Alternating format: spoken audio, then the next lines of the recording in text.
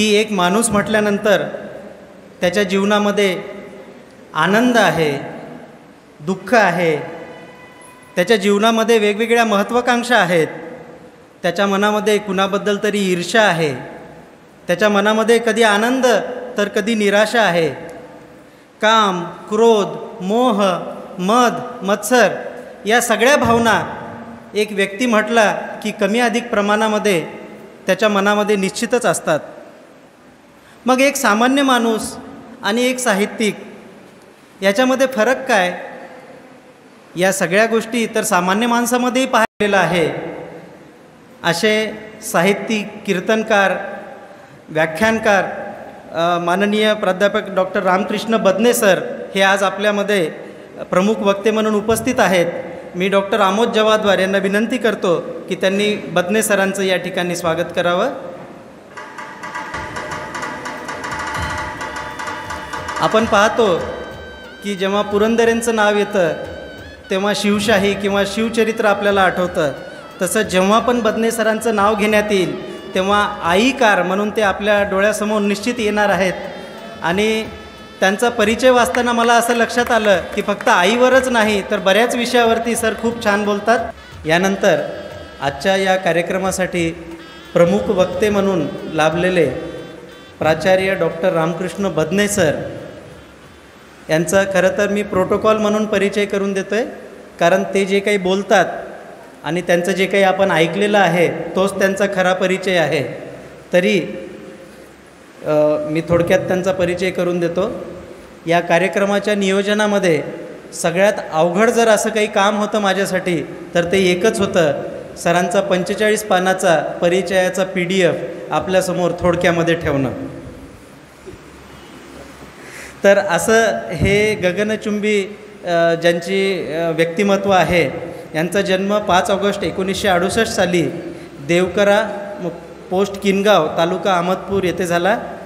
1992 पासून ते ग्रामीण महाविद्यालय वसंतनगर येथे विविध पदावरती कार्यरत आहेत. त्यांचं MA हे दयानंद महाविद्यालय लातूर सारख्या चांगल्या संस्थेमधून झालेलं आहे, ज्याच्यामध्ये ते गोल्ड मेडल आहेत. 2005 साली त्यांनी PhD पूर्ण केलं. 1996 सालचे ते सेट पुणे विद्यापीठामधून पास आहेत.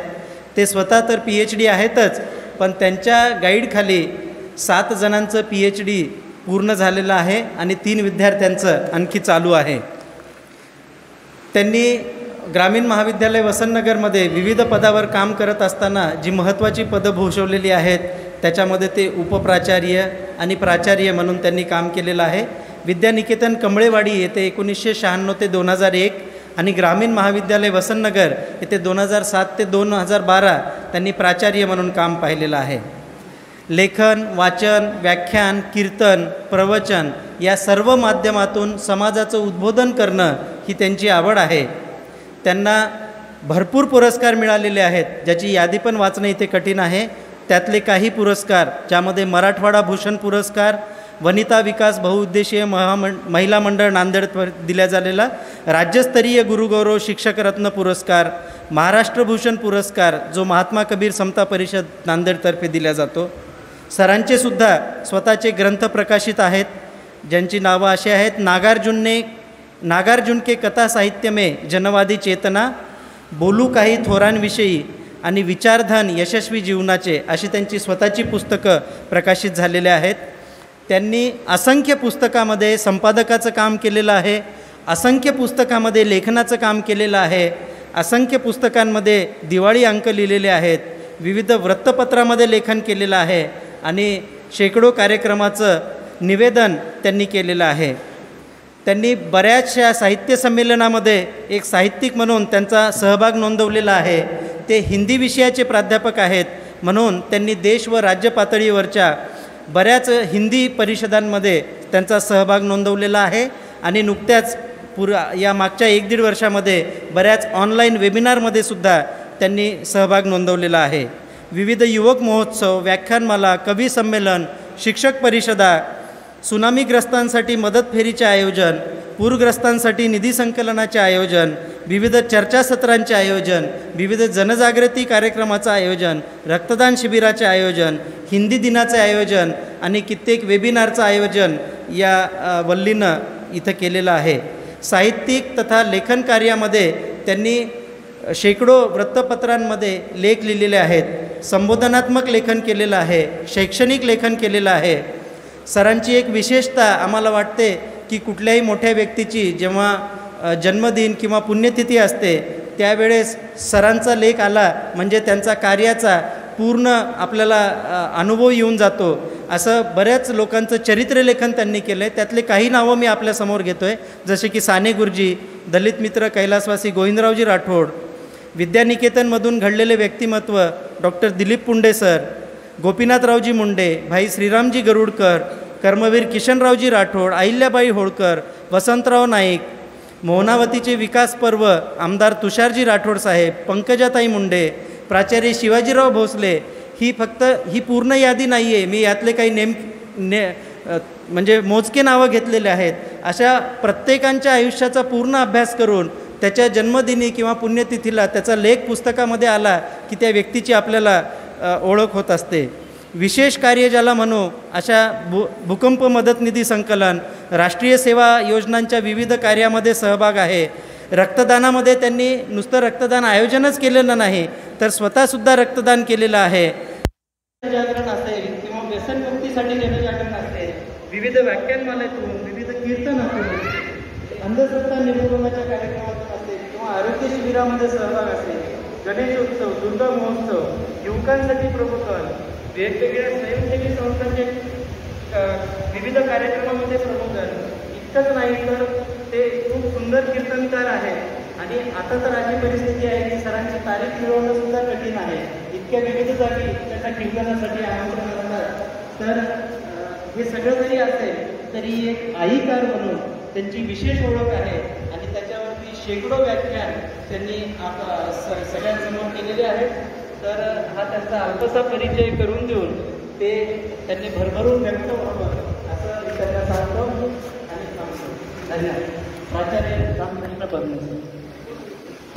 शाहीर बाबाजी पुरंदरे साहेबांचं दुःखद निधन झालं आणि आत्ताच दुपारी नांदेड जिल्ह्यातलेच नव्हे तर मराठवाड्यातले उत्कृष्ट साहित्यिक भगवानराव पाटील भिलवंडे, ज्यांचा परवाच अशोकरावजी चव्हाण साहेबांच्या उपस्थितीमध्ये मोठा कार्यक्रम झाला होता, त्यांचंही दुःखद निधन झाले.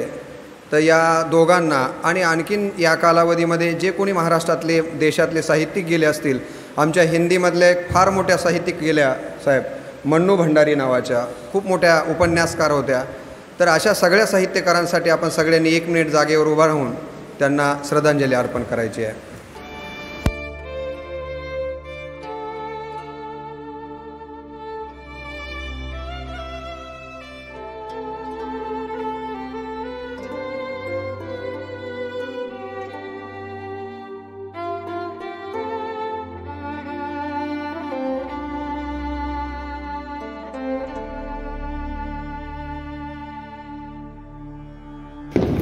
डॉक्टर अविनाश पाळेकर सरांनी माझा परिचय दिला.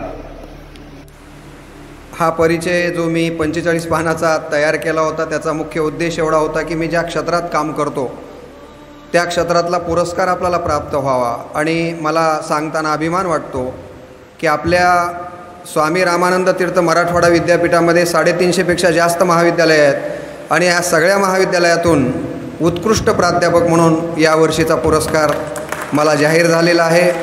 आणि तो 1 डिसेंबरला पद्मश्री डॉक्टर तात्यारावजी लहाने साहेबांच्या आणि अन्य मान्यवरांच्या उपस्थितीमध्ये विद्यापीठात कुलगुरूंच्या उपस्थितीत दिला जाणार आहे. हे मला जगलं जे मिळाले त्याचं कारण जर काय असेल तर मोहनावतीकरांचं प्रेम आहे आणि त्यामुळं मी जो काही आज इथं आहे ते माझ्या कर्मभूमीमुळं आहे हे मला निश्चित नम्रपणे आपल्यासमोर सुरुवातीलाच ठेवावं असं वाटतं. संजय प्रभाकररावजी जवादवार यांच्या जीवनाच्या सोनेरी कडा या पुस्तकाचा प्रकाशन समारंभ संपन्न होतो आहे. आपल्या सगळ्यांना माहिती आहे की या कार्यक्रमासाठी जागतिक स्तरावरील सर्पदंश चिकित्सक या ठिकाणी डॉक्टर दिलीप पुंडे साहेब उपस्थित आहेत. आत्ताच पाळेकर सरांनी सांगितल्याप्रमाणे त्यांच्या वाढदिवसाला मी त्यांच्यावरती लेख लिहिला होता, वैखरीचे वारकरी डॉक्टर दिलीप पुंडे साहेब. मला एक छंदच आहे. हृदयाचं स्पंदन जाणणारे डॉक्टर अशोक कोरवार साहेबांच्यावरती मी लिहिलं होतं. आता मंचावरती आणखीन कोणावर लिहायची मला असं वाटतं की वेळ यावी आणि मला ती लिहायची संधी मिळावी हे शोधत असतो मी. असे डॉक्टर पुंडे साहेब या कार्यक्रमासाठी ज्यांनी उत्कृष्ट असं मार्गदर्शन केलं ते प्रसिद्ध हृदयरोगतज्ञ डॉक्टर अशोक कोरवारजी. खरं तर मला असं वाटलं होतं गेडाम या आडनावावरून की ते कुठं तेलंगणातले वगैरे आहेत की काय, मराठी जमते की नाही असा माझा संशय होता. परंतु इतकं उत्कृष्ट मराठीतनं त्यांनी मार्गदर्शन केलं असे नरेशजी गेडाम साहेब, शाखा व्यवस्थापक SBI, ज्यांचा विशेष सत्कार या ठिकाणी संपन्न झाला. ज्यांचं मला नेहमीच मार्गदर्शन या मुखेडमध्ये त्यांचं मोठ्या बंधूचं प्रेम मिळत आलं आहे. आदरणीय नंदकुमारजी मडगुळवार साहेब, ज्यांचे उपाध्यक्ष आर्यवैश्य महासभा महाराष्ट्र राज्याच्या ठिकाणी निवड झालेली आहे. आमच्याच परिवारातील, मी मुद्दाम शब्द उच्चारतो आहे, आमच्या राठोड परिवारातील माझ्यावर मोठ्या भावा इतकं प्रेम करणारे आदरणीय राम सावकार पत्तेवारजी, ज्यांची मला वाटतं उपाध्यक्ष म्हणून आजच निवड झाल्याची बातमी वाचली आणि मनस्वी आनंद झाला. प्रमोद पाटीलजी, वैद्यकीय संस्थेचे अध्यक्ष राहुल मुक्कावारजी आणि आर्यवैश्य बांधकाम समितीचे सदस्यपदी विलासजी कोडगिरे, जे की चांगले साहित्यिक आहेत, त्यांच्याही बऱ्याच कविता, त्यांचेही बरेच लेख मला वाचण्यासाठी येत असतात.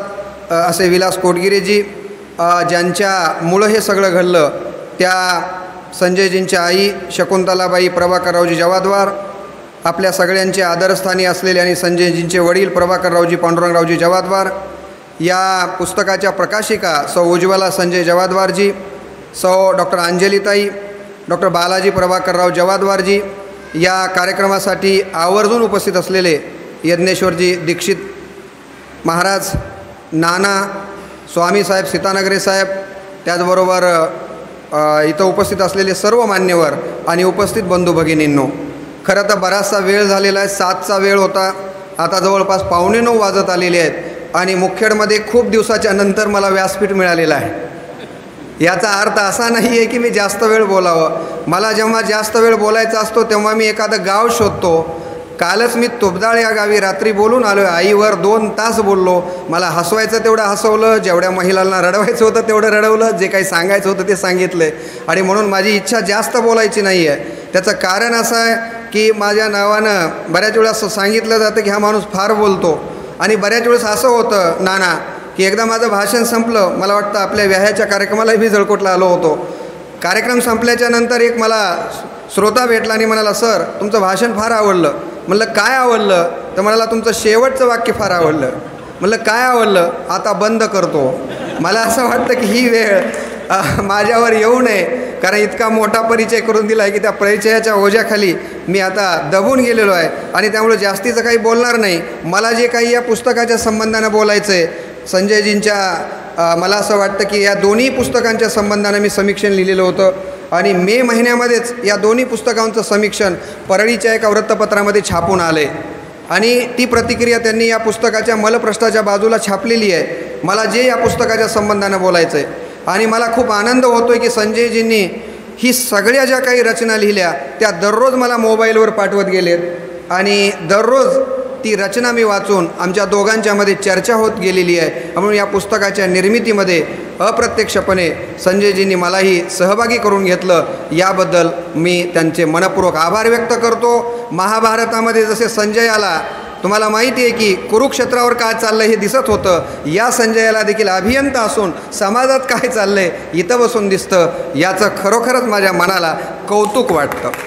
खरं तर माझ्या बांधवांनो, तुम्हाला माहिती आहे की कोरोना हे महासंकट होतं, परंतु खरी चांगली जी माणसं असतात ती संकटाचं संधीमध्ये रूपांतर करत असतात.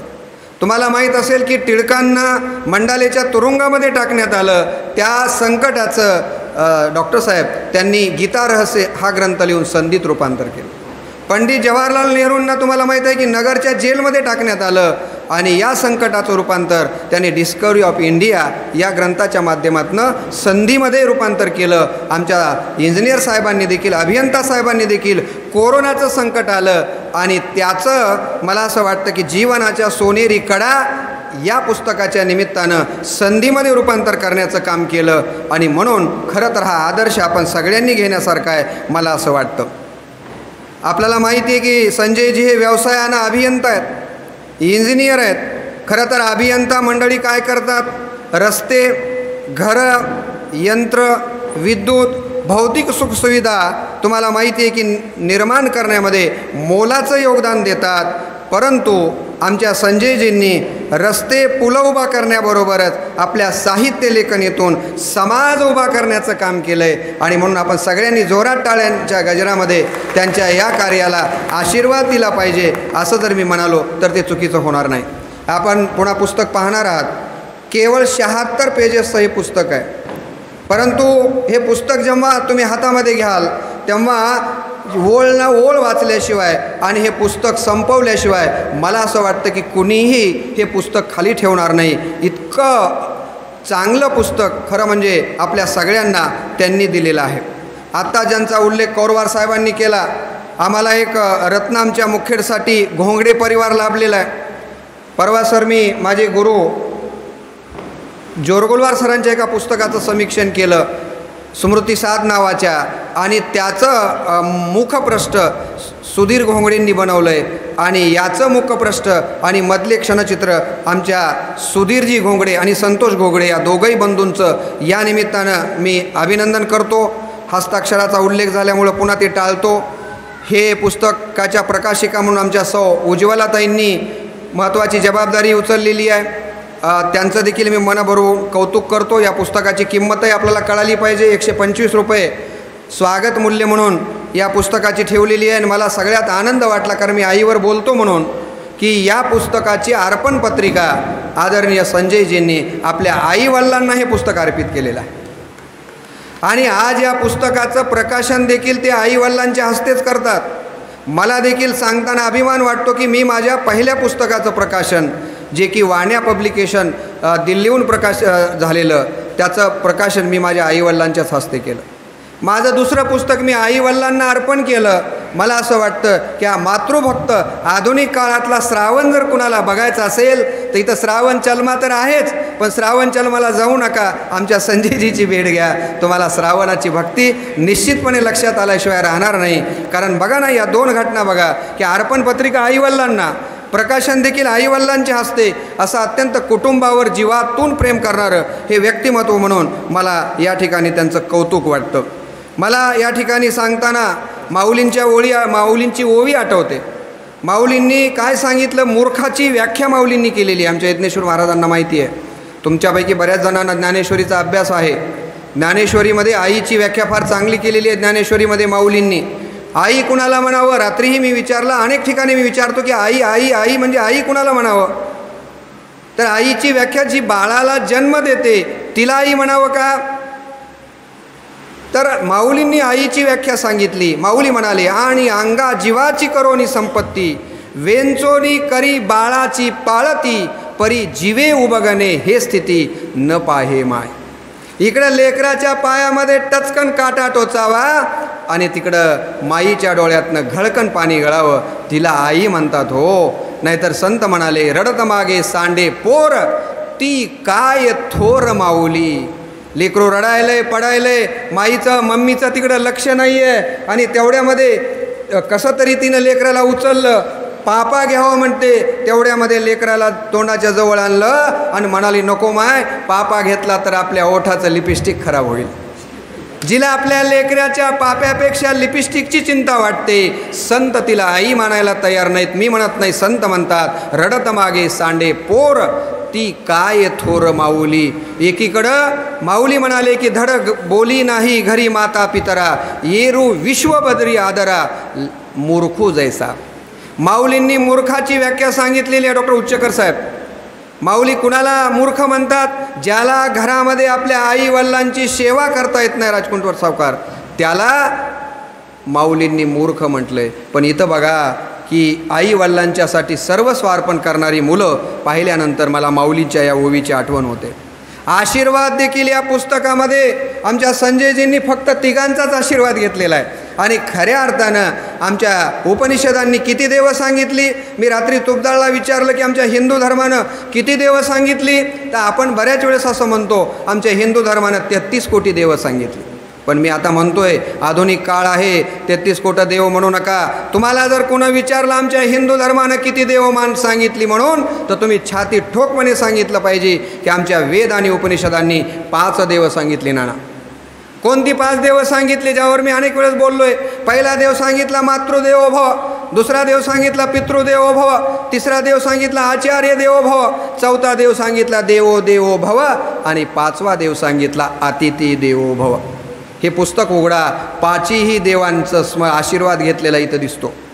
पहिल्यांदा आशीर्वाद आमच्या संजयजींनी कुणाचा घेतलाय? आईचा घेतला, म्हणजे मातृदेवो भव. दुसरा आशीर्वाद कुणाचा घेतलाय? वडिलांचा घेतलाय, पितृदेवो भव. आणि तिसरा आशीर्वाद घेतलाय यज्ञेश्वर दीक्षित महाराजांचा, आचार्य देवो भव. आणि आत्ताच सांगितलं गेडाम सरांनी की काय, की सगळ्याच रचनांच्या शेवटी ते ईश्वरनिष्ठ आहेत, ईश्वराचे शरण गेलेले आहेत. प्रत्येक रचना तुम्ही बघा, या पुस्तकामध्ये काव्य बी आलेलं आहे आणि गद्यही आलेलं आहे. प्रत्येक ठिकाणी ते ईश्वराला शरण गेलेत, म्हणजे देवो देवो भव. आणि आज तुम्हा सगळ्यांना बोलवून अतिथी देवो भव या 5ही देवांचं स्मरण आमचे संजयजी करतात. आणि खऱ्या अर्थानं हिंदू धर्माचं आचरण कोण करतात? तर संजयजी करतात. हा देखील अर्थ आपल्याला या पुस्तकाच्या माध्यमातून बारकाईनं बघी. मी जर या पुस्तकावर बोलायला गेलो ना तर खूप वेळ होईल. अलीकडच्या काळात मी बोलणं कमी केलं आहे, लिहिणं जास्त आहे. आजच एक मी डॉक्टर साहेब एका पुस्तकाचं परीक्षण केलं. पुस्तक कोणतं आहे तुम्हाला आश्चर्य वाटेल. उद्या मी वाटलं तर ग्रुपवर त्याचं समीक्षण टाकेन. मी दररोज नांदेडहून मुखेडला येतो आणि त्या काकांडीच्या जवळ 2 हिजडे उभे असतात. तुम्ही जर कधी नांदेडला जात असाल तर ते 2 हिजडे उभे असतात. मी माझ्या मित्राला विचारलं, रे हिजड्यांचं आयुष्य कसं असतं? तो म्हणाला, एक मी पुस्तक देतो तुला मित्रा, ते वाच. आणि मी परवा मला त्यानं पुस्तक दिलं. त्या पुस्तकाचं नाव आहे मी हिजडा मी लक्ष्मी. त्या पुस्तकाचंच नाव आहे मी हिजडा मी लक्ष्मी. आणि मग त्या पुस्तकाचं सगळं वाचन केलं आणि मग त्याच्यावर मी एक समीक्षण लिहिलं की आपण ज्या हिजड्यांना बघतो त्यांची हिजडा बनण्याच्या विधीपासून त्यांच्या जीवनापर्यंतच्या सगळ्या गोष्टी त्या पुस्तकात आलेल्या आहेत. तर एखाद्या पुस्तकाचं जेव्हा आपण समीक्षण करतो तेव्हा त्या पुस्तकातल्या बारकाईनं देखील आपण काही गोष्टी बघितल्या पाहिजेत. अभिप्राय देखील अनेक त्यांनी घेतलेले आहेत. असो, आता मी जास्त विस्तार करत नाही, वेळ खूप होत चाललेला आहे. लेखकाचं मनोगत या पुस्तकामध्ये आलेलं आहे आणि त्यामध्ये त्यांनी हे पुस्तक का निर्माण केलं हे सांगितलं. आणि पहिल्यांदा या पुस्तकातली पहिली रचना जर कोणती असेल तर त्यांनी ईश्वराला नमन केलेलं आहे. आपल्या हिंदू धर्माचा प्रघात आहे, कोणतंही पुस्तक प्रारंभ करताना आपण ईश्वराचं स्तवन करतो. ज्ञानेश्वरीची सुरुवात कशी आहे? ओम नमो ज्याद्या वेद प्रतिपाद्या जय जय स्वयंस्वेद्या आत्मरूपाने ओवी आली आहे, देवा तुची गणेशो. पहिल्यांदा गणेशाचं स्तवन करतो आपण. त्यांच्या पहिल्या पुस्तकातली पहिली रचना गणेश स्तवनाची आलेली आहे आणि या पुस्तकामध्ये देखील त्यांनी ईशस्तवनानं या पुस्तकाला प्रारंभ केलेला आहे. म्हणून एका अर्थानं मला असं वाटतं की येथ वडील जे करीती तया नाव धर्म ठेविती येरा अनुष्ठिती सामान्य सकळ. एका अर्थानं हेच काम या निमित्तानं त्यांनी केलेलं आहे. दुसरी रचना आनंद, या रचनेच्या माध्यमातून त्यांनी आनंदाबद्दल सांगितलेलं आहे.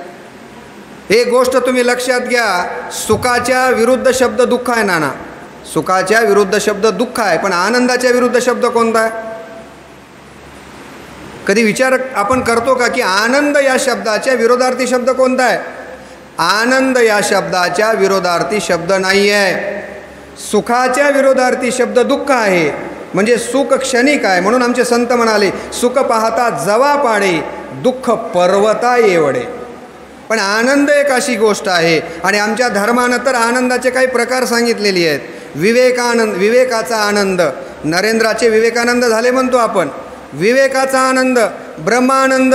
तर आनंद जीवनात सगळ्यात महत्त्वाचा आहे. आणि म्हणून संजयजींनी पहिलीच रचना जी नमनाच्या नंतर लिहिलेली आहे ती आनंदाच्या संबंधानं आहे. आणि ते असं म्हणतात की दुःख आलं म्हणून रडत बसू नका. का? त्यांच्या मनामध्ये आनंदाची भावना आली कारण कोरोनाचा काळ होता, सगळी माणसं ताणतणावामध्ये होते.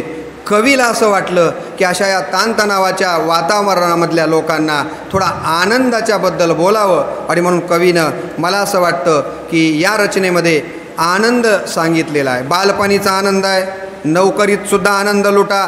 जिथं काही माणसं अशी असतात की त्यांच्या तोंडाकडे बघितलं की नेहमी 12 वाजल्यासारखे वाटतं. आनंद हा कधीच दिसत नाही आहे. आमच्या संजयजींनी हास्यावर एक कविता केलेली आहे.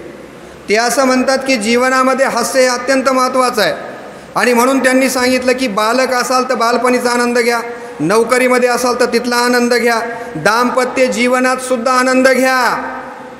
नवरा बायको भांडणं करून घेऊ नका, ताणतणाव वाढवून घेऊ नका, दोघंही आनंदानं राहा. 2 पावलं तुम्ही मागं या. कधी पत्नीला सांगतात तू 2 पावलं पाठीमागं जा. जीवन मिळालेलं आहे, अनमोल ईश्वरानं दिलेलं हे जीवन आहे, तर या जीवनात आनंद लुटा. केवढा मोठा संदेश मला असं वाटतं की लेखक आपल्यासमोर ठेवतो. आणि पुढच्या रचनेमध्ये कवितेचा सूर, कविता कशी जन्माला येते. आमच्या इंग्रजीमध्ये कवितेची व्याख्या आहे, पोएट्री स्पॉन्टिनियस ओव्हरफ्लो, पॉवरफुल फिलिंग अशी एक व्याख्या आलेली आहे. आता मी तो विस्तार करत नाही वेळेच्या अभावी. कवितेचा जन्म कसा होतो त्याबद्दल फार सुंदर त्यांनी लिहिलेलं आहे. तुम्हाला माहिती आहे की रामायण या ग्रंथाची निर्मिती कशी झाली. कुठल्याही ग्रंथाची निर्मिती होत असतानाची प्रसंग, रामायणाची निर्मिती कशी झाली, क्रोंच पक्षाच्या वधाचं तुम्हाला सगळ्यांना माहिती आहे, मी सांगत नाही आहे. त्याच्यामुळं श्रीमंतीच्याबद्दल फार चांगला विचार संजयजींनी या पुस्तकामध्ये. श्रीमंत कोण? ज्याच्याकडं अफाट पैसे आहेत त्याला लेखक श्रीमंत मानत नाही आहे. तो म्हणतो की खूप पैसे आहेत तुमच्याकडं, पण एक गरजवंत माणूस तिथं तरफडून मरतोय आणि तुमच्याकडं पैसे आहेत, त्याचा फायदा जर त्याला होत नसेल तर या श्रीमंतीला काहीही अर्थ नाही आहे. किती महत्त्वाचा संदेश त्यांनी दिलेला आहे. श्रीमंती मनाची असावी अशा प्रकारचा विचार त्यांनी मांडलेला आहे. आणि एक गोष्ट लक्षात घ्या, माणूस हा पैशानं कधी श्रीमंत होत नाही. माणूस जर पैशानं श्रीमंत असता, माणसाला जर पैशामुळं महत्त्व मिळालं असतं तर आमच्या घरामध्ये आम्ही टाटा, बिर्ला, किर्लोस्कर, अदानी, अंबानीचे फोटो लावले असते, न की आम्ही स्वामी समर्थ रामदासांचे फोटो लावले असते, न की संत ज्ञानेश्वर आणि तुकारामांचे फोटो लावले असते. संत तुकाराम महाराजांनी, संत ज्ञानेश्वर महाराजांनी काय आपल्याला मनी ऑर्डर पाठवली का की मी महिन्याला मनी ऑर्डर पाठवतो माझा फोटो लावा म्हणून? नाही. श्रीमंती मनाची असावी लागते. आणि त्यांनी फार श्रीमंतीचे पुढे व्याख्या सांगितले आहेत. नुसते पैशानं धनानं श्रीमंत होऊ नका म्हणतात. ते कशानं श्रीमंत व्हा तर त्यांनी सांगितलं की विद्वत्तेनं श्रीमंत व्हा आणि आरोग्यानं देखील श्रीमंत व्हा. 3 श्रीमंती तुमच्याकडे असली पाहिजे. धनाची श्रीमंती असावी, विद्वत्तेची श्रीमंती असावी आणि त्याचबरोबर आरोग्य संपदा, आरोग्यम धनसंपदा असं आपण म्हणतो. आता मी विस्तार करत नाही आहे. त्यांनी मागणीच्याबद्दलही पसायदानाच्या तोडीचीच मागणी, काय मागावी, कोण कोण काय मागतात, मागू नकोच म्हणून सांगतोय कवी. कवी म्हणतो की अरे ईश्वरानं तुला एवढं चांगलं शरीर दिलेलं असताना पुन्हा कशाला भीक मागायला असतो. तुला जे ईश्वरानं शरीर दिलं आहे त्या शरीराचा सत्कर्मासाठी वापर कर, चांगल्या मार्गानं चाल, निश्चितपणे तुला कुणापुढे हात पसरण्याची गरज नाही आहे. अशा प्रकारचा विचार देखील त्यांनी या ठिकाणी दिलेला आहे. आणि तुम्हाला आनंद सुख प्राप्त करायचं असेल तर कवी सांगतो, लेखक सांगतो की दुर्लक्ष करायला शिका. दुर्लक्ष कवितेमध्ये हा विचार आलेला आहे. अल्पावधीच्या सुखप्राप्तीचा विचार त्यांनी सांगितलेला आहे. खुशालीबद्दल बोललेले आहेत. एकच त्यांच्या 4 ओळी सांगतो कारण नुसतं माझं गद्य बोलणं होईल. एक त्यांची खुशाली नावाची कविता आहे. काय म्हणतो कवी खुशाली नावाच्या कवितेमध्ये? वेळच आली आहे मजवर आशी, वेळच आली आहे मजवर आशी, वाटतं कुठंतरी पळून जावं, परिस्थिती अशी आहे की घातले वज्राचे घाव आणि वरून तुम्ही विचारता की काय बरं आहे कराव. जीवन जगताना खुशाली मिळतच नाही. जीवन जगताना खुशाली मिळतच नाही. त्यासाठी माणूस सतत धडपडत असतो, पण शेवटी खुशाली तेव्हाच मिळते मनाला. अशा प्रकारच्या रचना मी इथं घेतलेल्या होत्या, परंतु वेळेअभावी तेही मी आपल्याला सांगत नाही. कलियुगाच्या वाऱ्याबद्दल त्यांनी सांगितलं आहे. आईचं महत्त्व, आई आणि बाळाला ताटातूट करू नको म्हणतायत. भेटीबद्दल त्यांनी बोललं आहे. मनाला समर्थ रामदासांनी उपदेश केला तसं उतावीळ मनाबद्दल ते बोलतात. आणि मला या पुस्तकामध्ये त्यांचे दोन्ही पुस्तकामधला एक अत्यंत नाना महत्त्वाचा मुद्दा आवडला. ते आपल्या पत्नीबद्दल लिहितात. आपल्या पत्नीबद्दल फार भरभरून त्यांनी लिहिलेलं आहे, अर्धांगिनीच्याबद्दल. मला वाटतं की इथं बसलेल्या सगळ्या श्रोत्यांनी हा आदर्श घेतला पाहिजे. मी सुद्धा तो आदर्श घेतला. नाना माझ्या पत्नीच्या वाढदिवसाला मी एक लेख लिहिला होता ज्याच्यावर महाराष्ट्रातून यशवंत पाटणेंसहित जवळपास त्याचे संग्रह आहे माझ्याकडं, की पत्नी ही क्षणाची पत्नी असून अनंत काळाची माता आहे. अहो ती मी आईवर बोललो, 1000 भाषणं दिली, पण माझ्या लक्षात आलं की आई इतकंच महत्त्व आपल्या पत्नीचं देखील आहे आणि तिला आपण आयुष्यामध्ये महत्त्व दिलं पाहिजे.